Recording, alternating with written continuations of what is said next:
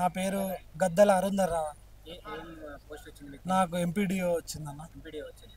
ఎంతకాలంగా ఎదురు చూస్తా ఉన్నారు ఈ పోస్ట్? నేను 2019 నుంచి యూపీఎస్సీ చదువుకుంటూ గ్రూప్ 1 నోటిఫికేషన్ రాగానే ఇటు వచ్చాను. వచ్చిన తర్వాత 2 సార్లు అప్పుడు క్వాలిఫై అయ్యాను, అప్పుడు కూడా అయ్యాను, మొన్న కూడా అయ్యాను. ఇప్పుడు ఎంపీడీఓ పోస్ట్ వచ్చిందన్న.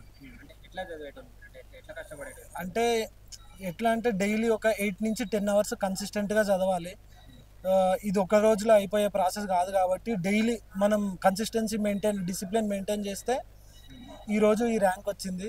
దానికి చాలా హ్యాపీగా ఉన్నాను. అంటే ఎట్లా చూస్తారు దీన్ని ఆపడానికి? చాలా మంది ప్రయత్నిస్తారు అన్న, చదివిన ప్రతి ఒక్కరు నిరుద్యోగులు కాదు. చదివిన ప్రతి ఒక్కడికి ఉద్యోగం రాదు. మనం డిసిప్లిన్గా మనది మనం చదువుకుంటే మనకు జాబ్ వస్తుంది. ఒకవేళ నువ్వు నిజంగా ఇంకా నువ్వు ఆస్పిరెంట్ అయి ఉంటే ఇప్పుడు రాకపోయినా నెక్స్ట్ టైం వస్తుంది అన్నట్టు చదువుకోవాలి.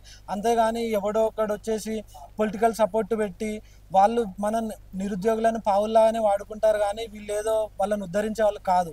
సో స్టూడెంట్స్ ఏం చేయాలంటే చదువుకోవాలి, వాళ్ళు వాళ్ళ పని చేసుకోవాలి, పొలిటీషియన్స్. సో ఇప్పుడు మేము సెలెక్ట్ అయ్యాం కాబట్టి నిజం గెలిచింది. వీళ్ళు వేరే అదర్ పొలిటికల్ పార్టీస్ ఒక 7 months నుంచి మా కోసం మా కేసులో స్టే తెప్పించారు.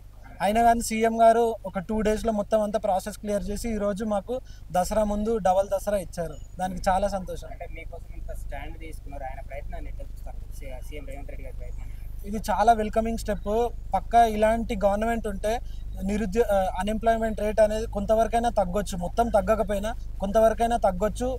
ఇప్పుడున్న ఈ 563 మంది ఆఫీసర్స్ తెలంగాణ బిల్డింగ్లో హెల్ప్ అవుతుంది పక్కా. Subscribe us and press the bell icon for more interesting updates.